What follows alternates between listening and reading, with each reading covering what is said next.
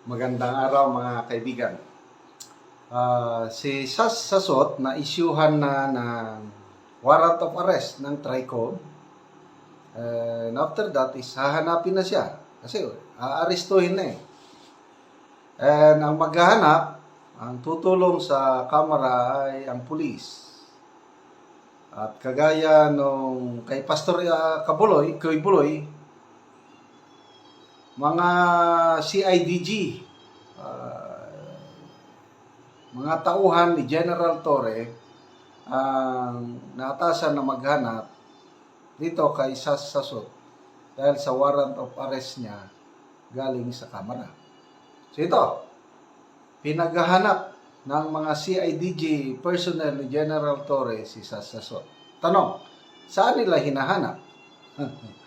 May post si Sas Sasot karon 3 hours ago. Sabi niya, pinaghahanap daw ako ng CIDG sa Pilipinas.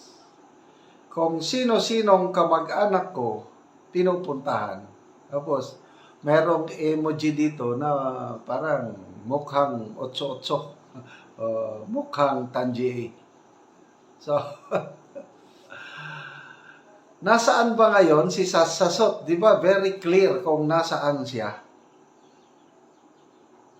Eh bakit hindi alam ng mga CIDG personnel kung nasaan si Sas Sasot? Okay. So, nagbasa tayo sa mga comments. Pongye Panse, mukhang Tanji given that they know na nasa China ka. Ilang taon na ba si Sas Sasot? Matagal na dun eh. Kung hindi ako nagkakamali, 2022 pa? O ay 2023 pala. 2023, nasa China na si Sas na nag-aaral. Sabi naman ni Enehel Caparzo, pangharas lang ang alam gawin ng CIDG para nga naman mag-alala yung mga kamag-anak. Puro pang i-intimidate ang alam ng gobyerno. Nakakawalang tiwala na tuloy, pati pa nga mga pulis idinadamay. Sugarana, daming kriminal na dapat asikasuhin nila, kakahiya mga kapulisan. Carol, kailan ba sila bright? Ay, tama, sa kidnapping. Gazol, Kinol, di po mukhang Tanji. Sir, definitely Tanji at desperado sila dahil inilalabas ni Miss Sasot ang totoo. Albina Lukay, ngagba nga kasi admin, ngayon pati mga tao ngagba na rin. Jen, no, it's their way na takutin si Sas knowing mahal niya lalo nanay niya. Rita Santa Rosa, paraan para takutin si Sas kahit alam naman nila na nasa China. Majer sa Minan, ang Tanji naman ng CIDG, vocal ka na nasa China ang current location mo. Saan ka ba nila hinahanap? Sa Binondo at sa lahat ng Chinatown at Chinese restaurant sa Pilipinas? By the way, taga saan ba si Miss Sas Sasot? Hindi ko pa na-research parang Visayas. Paki-comment ko no, taga saan si Sas? Parang ni-research ko noon, kaya lang nakalimutan ka na.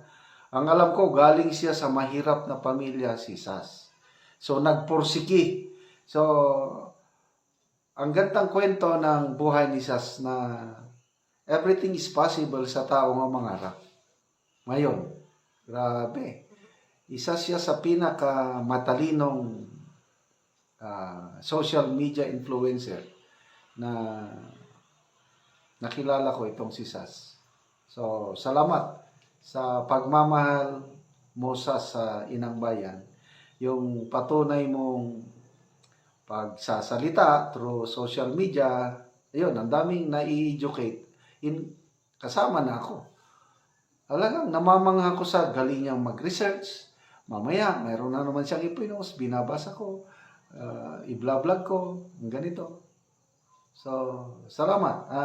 Hanggang kailan ba siya sa China? Yan ang tanong. Anyway, itong warrant of arrest ng Kongreso, ang effectivity nito is hanggang hanggang June 30. Pag natapos na ang term ng 19th Congress, wala na ring saysay yung warrant of arrest. So, itong naisyuhan ng warrant of arrest, Sasot, Doc Lauren Badoy, ka Jeffrey Celes, hanggang June 30. Kaya naunang nagtago si ka Eric, by July, pwede na siyang lumantad. Si Doc Lauren Badoy, ganun din, pwede nang lumantad. Si Sas, I don't know hanggang kailan yung pag-aaral niya sa Amerika. Okay. Socialist Vanguard.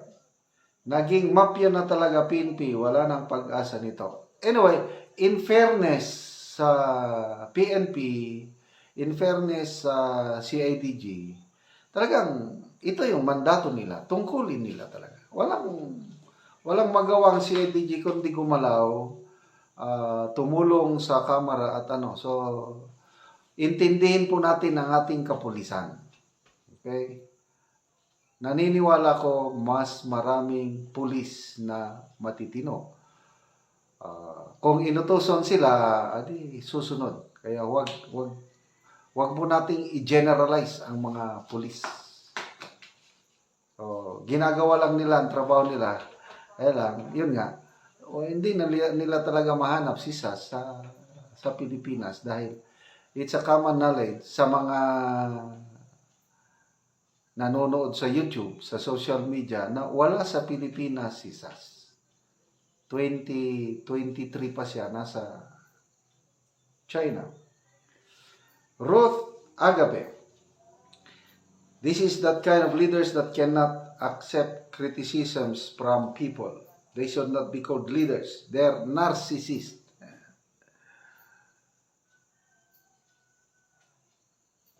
Ashiel Santos, yung day for detection nila, super out of date. Okay, salamat mga kaibigan sa inyong pagsubaybay sa ating channel. Nakakatulong kayo ng malaki sa Tribong Talandig ng Bukidnon dahil ang sweldo natin sa channel na ito is pantulong sa tribo. Sa ngayon, namimigay tayo ng mga yero at pako para maayos ang sira-sirang bahay ng Tribong Talandig. Panoorin nyo ang video na ito. Po diyang natabangan na mo gero. Salamat kayo guys na apil ko ginapang sa sin.